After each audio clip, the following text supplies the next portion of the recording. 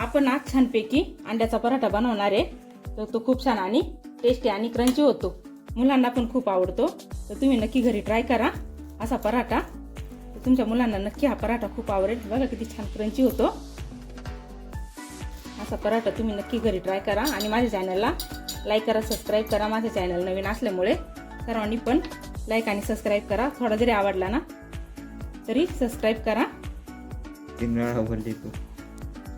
या प्रकारे आपण छानपैकी अंडा पराठा बनवणार आहे. असं तर कुणीच बनवला नसेल.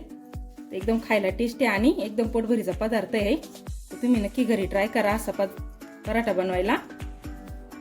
तर बघा किती छान दिसतो हा आणि एकदम आवडीनं मुलं खातील हा.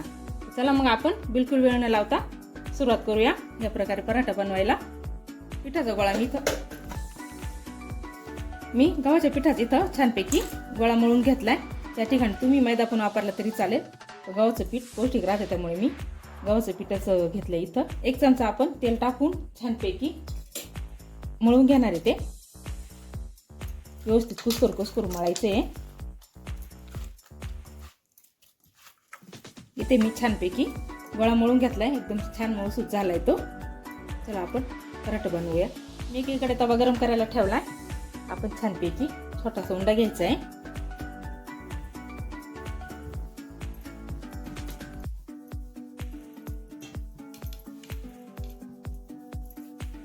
आणि याचा पराठा लाटून घ्यायचा आपण कोरडं पीठ लावून.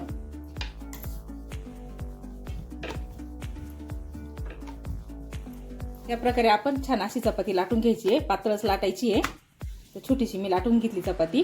आपण याला भाजून घेऊ. तवा आता आपला छानपैकी गरम झालाय. आपण चपाती भाजून घेणार आहे.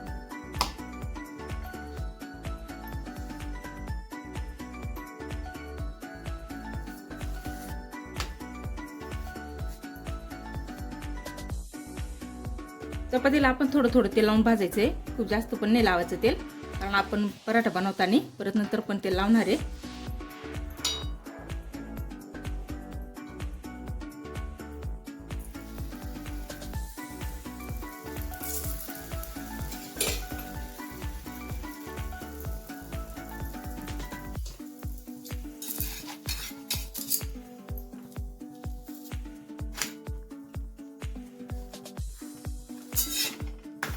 छानपैकी दोन्ही बाजूनं भाजून घ्यायचा आहे तो.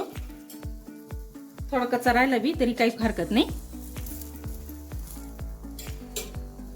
त्या प्रकारे मी आता सर्व पराठे बनवून घेणार आहे. या प्रकारे मी 4 चपात्या करून घेतल्या आणि खूप छान झाल्या. नरम पण झाल्या. एकदम नरम झाल्या.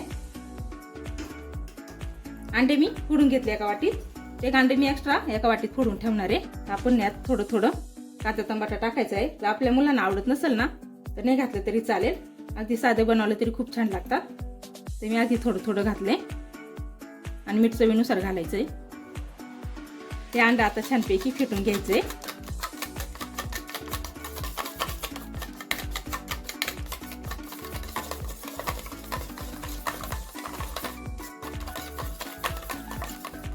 याप्रमाणे दुसरे आपण तसंच फेटून ठेवणार आहे. आपण त्या चपातीला टोमॅटो सॉस लावून घेणार आहे.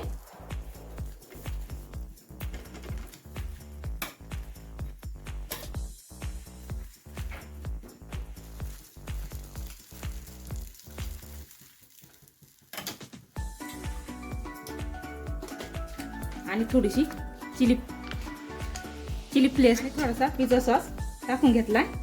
छानपैकी लावून घ्यायचं आहे. आणि हे 2 चपात्यांना लावून घ्यायचं आहे आपल्याला.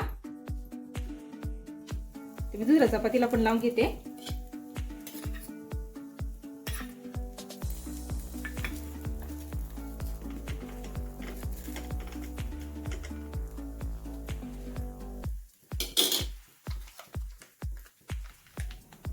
तुम्हाला आवडेल त्याप्रमाणेच तुम्ही लावायचं आहे.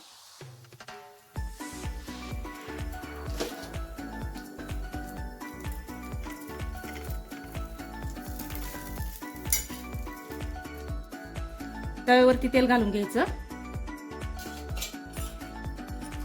आणि छान असं ऑमलेट तयार करून घ्यायचं आपल्याला.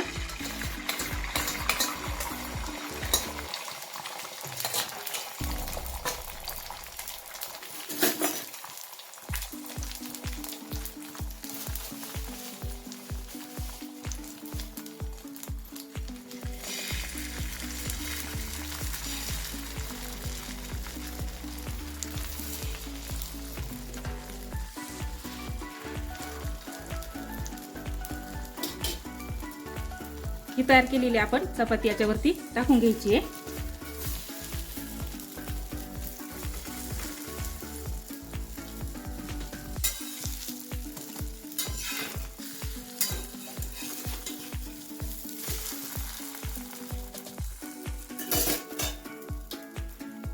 आपण हे दुसऱ्या वाटी तयार केलेलं मिश्रण या चपातीवरती लावून घ्यायचं आहे.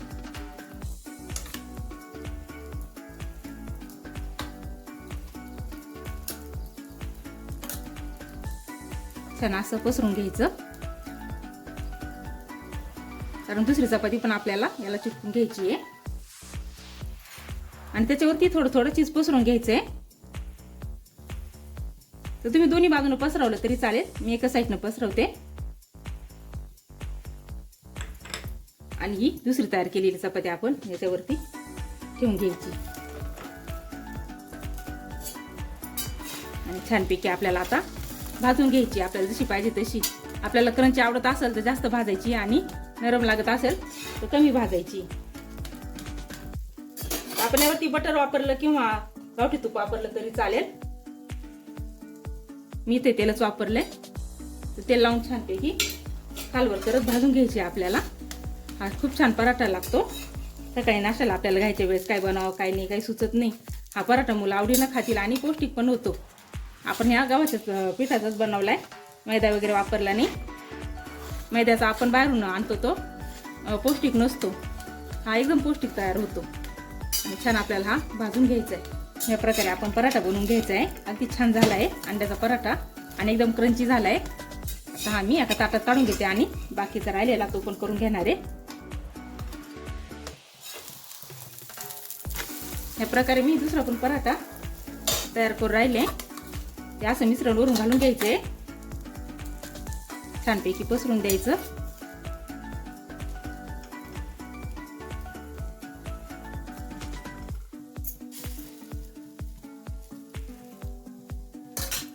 हा पराठा मुलांना डब्याला दिला तरी चालेल, खूप छान लागतो खायला.